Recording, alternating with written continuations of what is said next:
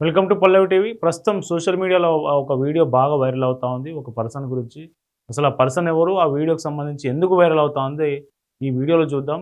చివరి వరకు చూడండి, మిస్ చేయకండి. యెస్. ఈ ఫోటోలో కనిపిస్తున్న ఇతని పేరు రంజిష్. రంజిష్ ఇతనిది కేరళలోని కోజిమాల. సో ఈయన ఆర్టీసీ అంటే ప్రైవేట్ బస్ కండక్టర్‌గా పనిచేస్తా ఉన్నాడు.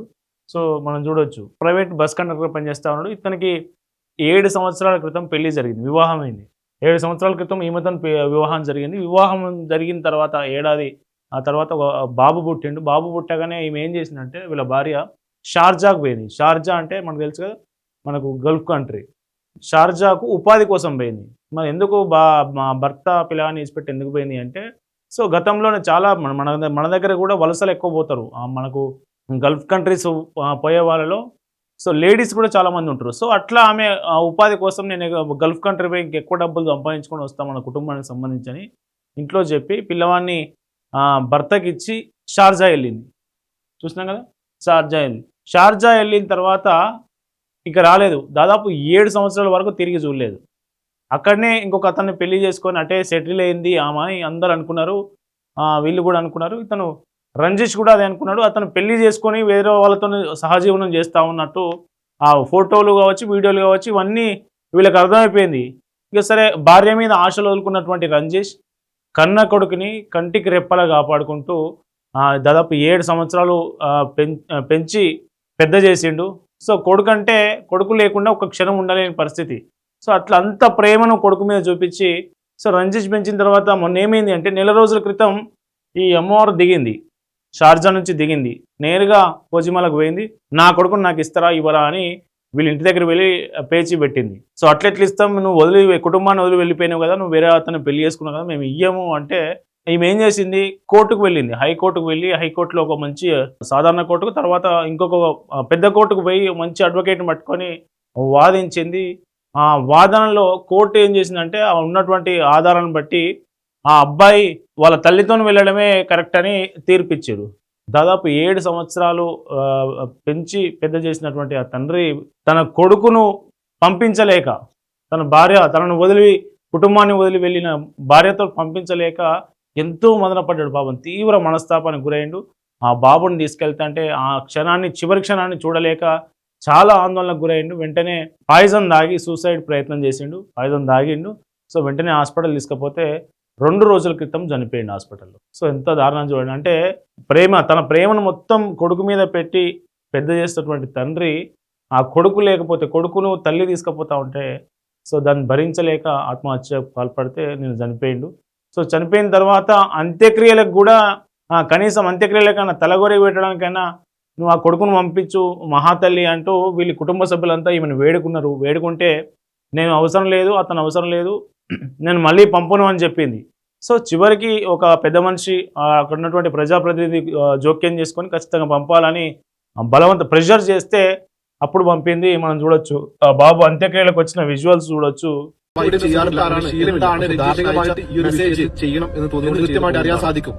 ഈ ഒരു കേസ് ഡീറ്റെയിൽ ആയിട്ട് പഠിക്കുമ്പോൾ ഇതൊരിക്കലും ഒരു ആത്മഹത്യയല്ലാട്ടോ, ഇതൊരു കൊലപാതകമായിട്ട് തന്നെ കേസ് രജിസ്റ്റർ ചെയ്യാൻ പറ്റുന്ന ഒരു കാര്യമാണ്. രഞ്ജീഷിന്റെ കുട്ടിയെ വീട്ടിൽ നിന്ന് കൊണ്ടുപോയി എന്നുള്ളത് ഒരു മൂല కారణമാണ്. సో ఎంత ముద్దుగున్నాడు చూడండి. పాపం తండ్రి ఆ మృతదేహాన్ని అక్కడ పడుకోబెడితే చూసి గుక్క పెట్టుకుని ఏడుస్తా ఉన్నాడు ఆ కన్న కొడుకు. సో చివరి అంత్యక్రియల కోసం ఆమె పంపించింది. పిల్లవాడి మీద ప్రేమ పెంచుకున్న ఒక తండ్రి పరిస్థితి ఏంటి? తన భార్య మోసం చేసి వెళ్ళిపోయినా, వేరేకరితో సంబంధం పెట్టుకొని వెళ్ళిపోయినా, కొడుకు నాగం చేయకుండా ఇంకొకరిని పెళ్లి చేసుకోకుండా రోజు కండక్టర్ జాబ్ చేసుకుంటూ ఆ జాబును వృత్తిని ఆనందంగా చేసుకుంటూ పిల్లవాడిని పెంచి పెద్ద చేస్తే ఇప్పుడు నువ్వు 7 సంవత్సరాల తర్వాత మళ్ళీ పిల్లవాడు గుర్తొచ్చి వాడిని తీసుకొని పోతా అంటే దాన్ని భరించలేని స్థితిలో ఆ తండ్రి ప్రాణం వదిలిపెట్టి పోయిన పరిస్థితి. సో ఈ ఘటనకు సంబంధించి కోర్టు ఇచ్చిన తీర్పు మీద కూడా అభ్యంతరాలు వ్యక్తం అవుతా ఉన్నాయి. సోషల్ మీడియాలో రంజిష్ అని పేరు కొడితే ట్విట్టర్ కావచ్చు, ఇన్స్టాగ్రామ్ కావచ్చు పెద్ద ఎత్తున వీడియోలు వైరల్ అవుతా ఉన్నాయి. ప్రస్తుతం ఫాదర్లను కాపాడండి అంటే తండ్రిని కాపాడండి.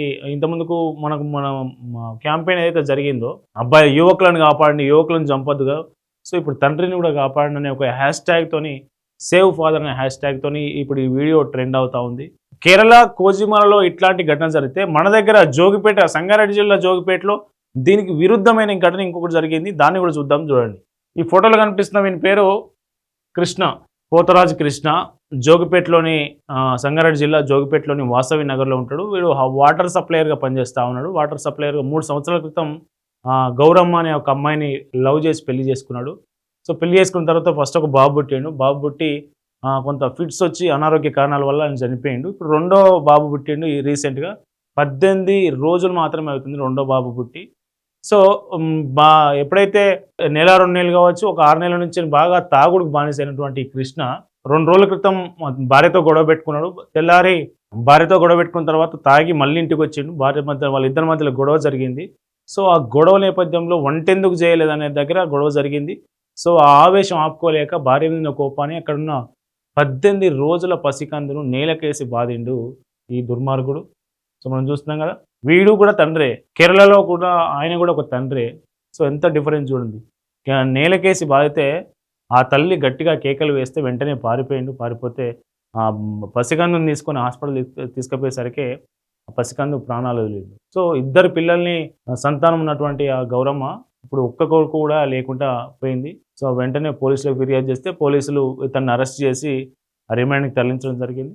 సో కన్న ప్రేమ ఎట్లా ఉంటుందో చూడండి. అంటే సంతానం విలువ, కొడుకుల విలువ తెలిసిన వ్యక్తి ఒక రకంగా, సో ఏమీ తెలియకుండా తాగుడుకు బానిసై కుటుంబం, పిల్లలు ఇట్లాంటి ఏమీ తెలియకుండా వ్యవహరించిన తండ్రి మరోవైపు. ఇద్దరు తండ్రులే, ఇద్దరికి పుట్టింది సంతానమే, కానీ డిఫరెన్స్ ఎక్కడ ఉందనేది మనకు స్పష్టంగా అర్థం చేసుకోవచ్చు. ఈ వీడియోకి సంబంధించి మీరు మీ అభిప్రాయాల్ని కింద కామెంట్ చేయండి.